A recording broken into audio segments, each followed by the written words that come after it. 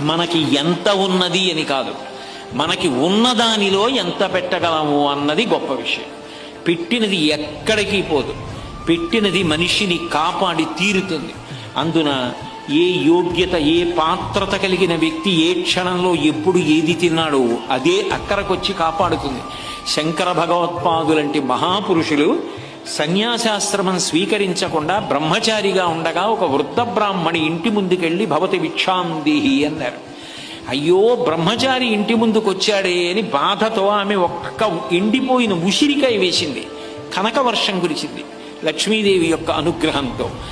ఎవరికి ఏది పెట్టావు, ఎవ్వరికి ఏమి పెట్టితిమో, ఏ సిద్ధాశ్రమమునం త్రొక్కితిమో ఇప్పుడు చూడగంటి మిచటన్ కృష్ణార్భకున్ నిర్భయున్ అంటారు. ఏ మహాత్ముడు పట్టెడన్న నీ చేత్తో పెట్టింది తిన్నాడో, ఏ మహాత్ముడు గుక్కెడు నీళ్లు తాగాడో ఆయనకి ఏం అవసరం? భగవత్ కార్యం మీద వెడుతున్నవాడు నీ ఆతిథ్యం ఏం పుచ్చుకున్నాడో ఆ పుణ్యం నిన్ను కాపాడేస్తుంది. పెట్టినదేదో అది గొప్ప.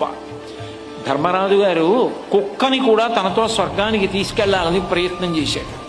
మనిషికి సకల భూతముల పట్ల దయ ఉండాలి, అన్ని భూతములకు పెట్టగలిగినటువంటి గుణం ఉండాలి.